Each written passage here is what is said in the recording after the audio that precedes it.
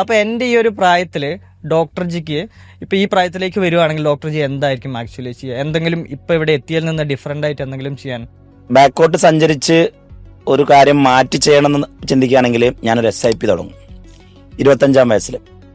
എന്തുകൊണ്ട് വെച്ചാൽ എൻ്റെ 25-ാം വയസ്സിലെ എനിക്ക് വേണമെങ്കിൽ 10,000-ഓ 25,000-ഓ 50,000-ഓ ഒരു SIPയിലേക്ക് മാറ്റി വെക്കാനുള്ള ഒരു സാഹചര്യം ഉണ്ടായിരുന്നു. പക്ഷെ നമുക്കൊന്നും ആരും അത് പറഞ്ഞിരുന്നില്ല ആ സമയത്ത്. അപ്പം നമ്മൾ അന്ന് വീടുണ്ടാക്കണം, ഇതാക്കണം, അങ്ങനെ കുറേ കാർ മേടിക്കണം, വീടുണ്ടാക്കണം, അങ്ങനെ ചെലവുകളുമായി ബന്ധപ്പെട്ട ഒരു ഫൈനാൻഷ്യൽ ഗോൾസാണ് നമ്മളുള്ളത്.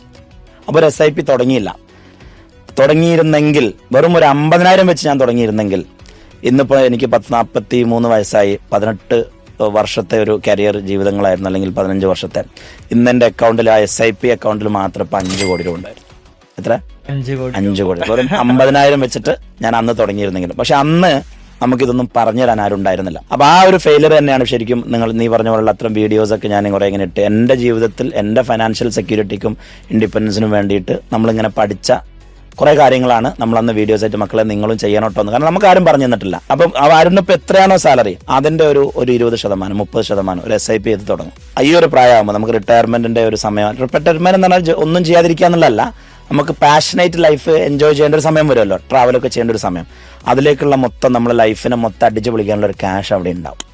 അത് ചെയ്യാത്തവൻ ജീവിതത്തിൽ മണ്ടനാ.